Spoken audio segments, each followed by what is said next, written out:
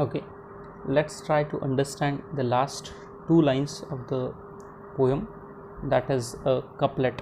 Couplet means two lines. Okay, so here it says, I wonder where they get those tokens. Did I pass the huge way? Sorry, did I pass that way huge times ago and negligently dropped them? The poem ends with a question mark that compels us to think that where have all our good qualities gone?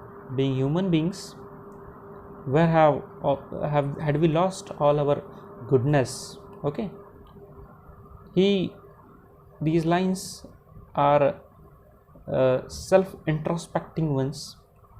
The poet introspects himself, and he says that from where the animals got all those good qualities. See there those lines, I wonder where they get those tokens. Those tokens means qualities. So the poet says that many a times I ponder over this thing, many a times I think over this thing, that from where these animals had bought all those good qualities.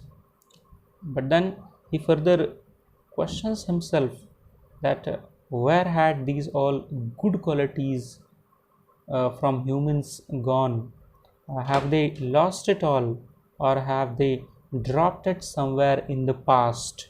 Okay, so did a human being left these qualities carelessly, lost them somewhere in the past? Okay, the qualities that were found in human beings in the past, like innocence, kindness, politeness, honesty, truthfulness, all these qualities are seen in the animals now, and that's why it seems as if we have dropped those qualities somewhere in the past, in the journey of life, on the course of life.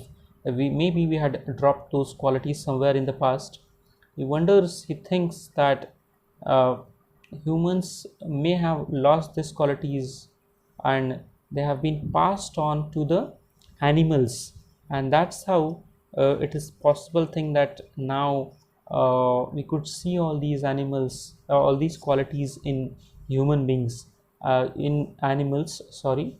And we could witness many a times that human beings are robbed away from these qualities. They no more possess the qualities like innocence, kindness, helping others, and truthfulness.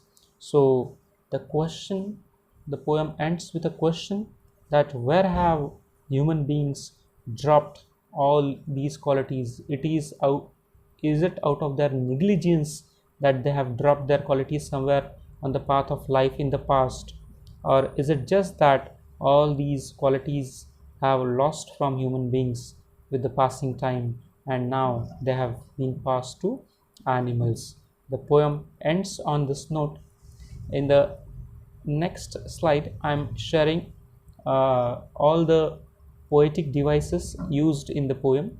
So, summing up the poem once again, the whole poem, here we could see the poem at a glance, that it begins that this poem, Walt Whitman praises animals for being better than human beings, okay, and for possessing all such qualities that human beings lack, that human beings don't have, or they might have lost it. These qualities are calmness, being happy with what we have, lack of greed, and the ability to remain, to stay happy always, okay, and content among the others. Poet wants to live among animals. He expresses his deep desire that someday he would wish to be a part of the world of animals and experience a life where no one complains, no one feels jealous of others, okay, no one expresses his sorrow to God, no one repents to the God, okay, for his or her wrongdoings.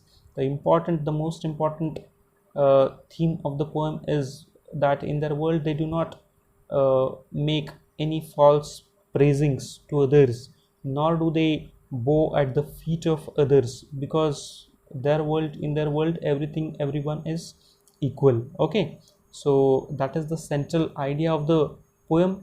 The poet believes that probably maybe a very long time ago, there used to be a time when human beings have had good qualities, a bunch of good qualities, but somewhere in the journey of life they had lost these qualities, and now those qualities have been passed on to animals. So that brings us to the end of this wonderful poem, which ends with this moral.